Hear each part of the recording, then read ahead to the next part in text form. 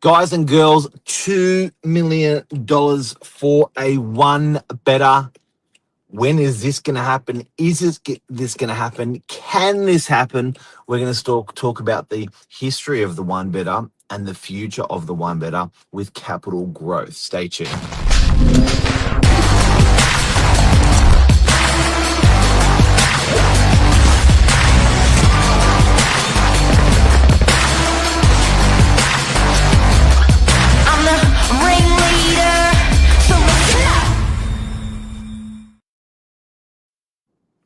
Good morning. Billy Drury, agent of 7 years. Mark Novak, agent of 30 years. Welcome, everybody.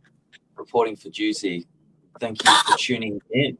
Look, this is a good topic this morning. I was at a Sunday open home yesterday with a client, and we were talking about their grandfather's house growth from $32,000 to just shy of $3.5 million over the course of 5 decades. And you know, he was sort of saying that watching his grandfather come to the point of selling, never in all those years would he ever have imagined that kind of growth.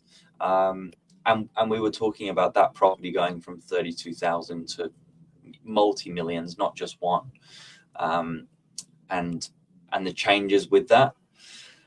And it struck this conversation this morning because one-bedroom apartments, ladies and gentlemen, as of not just this week, but we are seeing it more and more, have hit $1 million, and that's pretty. It's a bit of a monumental time and thing to report in the DY marketplace, Northern Beaches, Sydney, and these are not like one bedrooms that are hundreds of square meters. These are 50, 60 square meters internally, which is just really interesting. And look, I had a similar conversation, fun enough, as well. And I was talking with my daughter's boyfriend about the building costs. So when a quantity surveyor prices buildings, they're like bank valuers for building costs, right? When a quantity surveyor prices units pre-COVID, it was $300K. What I mean by that is a 1-bedroom, a 2-bedroom, a 3-bedroom, the blended cost for a box was $300,000. That cost is almost hitting $700,000, not including land, not including any profit for the person that's building the project. It's just the raw cost. So I was saying to him, if developers are looking at sites these days, they're losing money on building these one-bedders. They better be making a lot of money when building the 3-bedders and 2-bedders, because when you're building, the government doesn't allow you not, with their codes and practices, they don't allow you to not build 1-bedrooms. You must have a certain amount of 1-bedders, a certain amount of 2-bedders, and a certain amount of 3-bedders when you're building these buildings. There's slight flexibility, but there's not a lot. But my point is, Billy, when the build cost is $700,000, and then you look at the land cost of $200,000 or $300,000 and profit of 20%, which is $200,000 or $300,000, you're at 1.2 for a 1-bedder, 1.3 if you want a new one in Blacktown, in Chatswood, in Rosebery. That's just the cost for a Sydney build. The build doesn't get cheaper if you're 45 minutes west or 45 minutes east. Yep, the land component may change a little bit, but there are core elements to get a project out of the ground, and build cost is one of them, right at the forefront. It's interesting, right? What's making a $1 million apartment a $1 million apartment? Well, that's a large part of it. There's, for certain parts of Sydney, no more land. And Sydney is an interesting sort of position on a map because we've got Blue Mountains to one side and ocean to another side. Then you go up the coast. So there's actually quite a concentrated piece of real estate in the middle. Very desirable. Yeah. And also the building principles, they're trying to stick in rather than like corkscrewing out. So, building more. And I was talking with my neighbour about this one. And he was telling me, and I was like, I've always been rattling that about that. Instead of corkscrewing out of the sea, but out of Sydney, when they go further and further out of the corkscrew, they've got to build another hospital. Another hospital, another hospital, another hospital, another shopping centre, another, and they've got more schools, more schools, more schools. So the infrastructure is so much more labour intensive and costly for a government. The government would just prefer infill, where they can go vertical. They've already got the transport. They've already got the hospitals. Just make the hospitals a little bit bigger. Hence units. Yeah, yeah, that's right.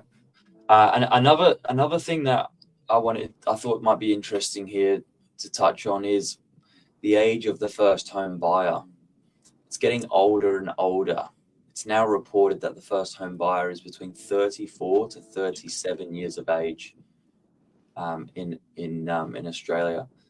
So who are buying these one-bedroom apartments for $1 million today? Well, it's someone who's a lot older than who would have been 20, 50 years ago, like the grandfather analogy we were talking about when he was buying his $32,000 house.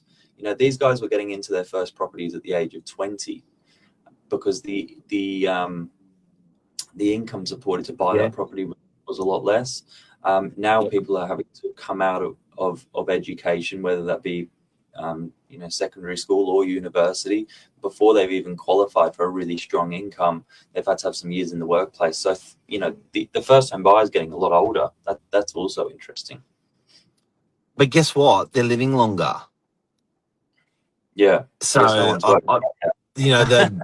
a lot of people are thrashing out a degree for 4 years, not earning an income.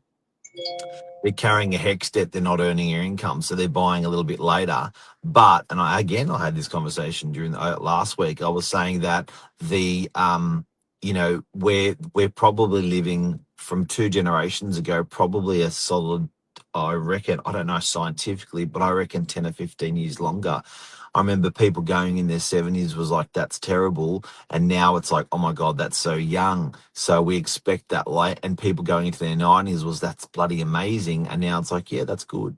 So I think, what's my point? How does that affect what you've just said? I think if you're buying a little bit later as a first home buyer, it still fits in the stretch.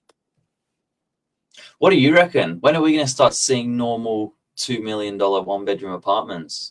Is that on the horizon? I reckon it's 10 years. So you reckon it's that average doubling every 10 years? More? I think it's more. So look, and for anyone who's watching them, some people may be freaking out saying, what the hell are you talking about? One bedroom? Like, we're in northern beaches of Sydney. It is slightly more expensive than most of Sydney. We do an entry level one bedder is 700,000. But if you want to get a new one, then you're up towards the 950 for a new one. And I've been like, people say to me, how's the property market going? And I'm like, look, it's been fantastic the last 100 years. And I think it's going to be fantastic the next 100 years. Like this morning, we've been talking very, very long term. If you haven't noticed, and that's the position to take when you're buying property or when you're talking property. It's never a jump in, jump out, Bitcoin style attitude. It's a long haul. So Billy, I just know that capital growth for units has been stunted, and I know the numbers in Sydney and in all the suburbs, and how everything's performed over a 10-year period, and units have underperformed. So I think, considering the underperformance of units compared to houses, and then I think again overlaying what you've said, that 10-year thing over the next 10 years, I think the unit's going to do a lot more better than anyone expects. And then I think it's being underpinned by building being expensive and underpinned by rent being expensive. Look, in contrary to that, the only way I see this process being slowed down is either one, policy changes around density, getting more properties to fill out that price point, and we are seeing a little bit of that. but again, it's not Still changing the build expensive to cost. build. Still It's so expensive to build. And two, just the lending side of it as well.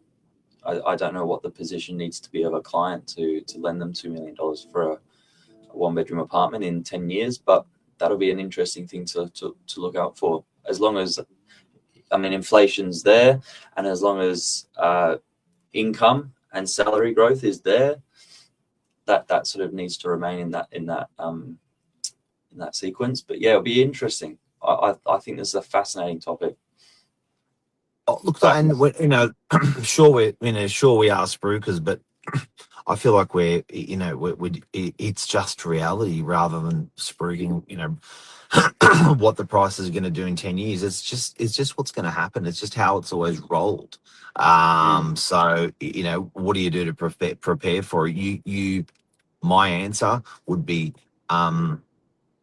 Rentvest. So put a tenant into the property that you're going to get into. Beg, borrow, steal to get that loan. You generally can't go wrong. Get it rented out. Stay conservative. You did it, Billy. I did it. We bought properties and we stayed with our families until the finances got stronger. But the big secret is get in earlier and stay consistent with your appetite of purchasing. So do that upgrade or get that next property as soon as you can, and Rentvesting is a great way to do it. Finishing statement, they say that time in the market is better than timing, ing, the market. I didn't make that one up, but I like to share it. Like to spruik it. Bill, thank you very much for your advice. I can't believe you've been doing this for 7 years. When you said that the other day, I was like, what? Yeah, this is year 7. Full 7 years in December of this year. You don't look like it, Billy. You don't look like it. People say that. We've got a really good skincare package. He's the old man stuck in a young man's body. I always said that. It's becoming more apparent. But have a great day, everyone. And it looks like it's going to be a rainy week in Sydney. So our city's going to be cleaned with the rain. Lovely. Take care. Have a good day. Thanks so much. See ya.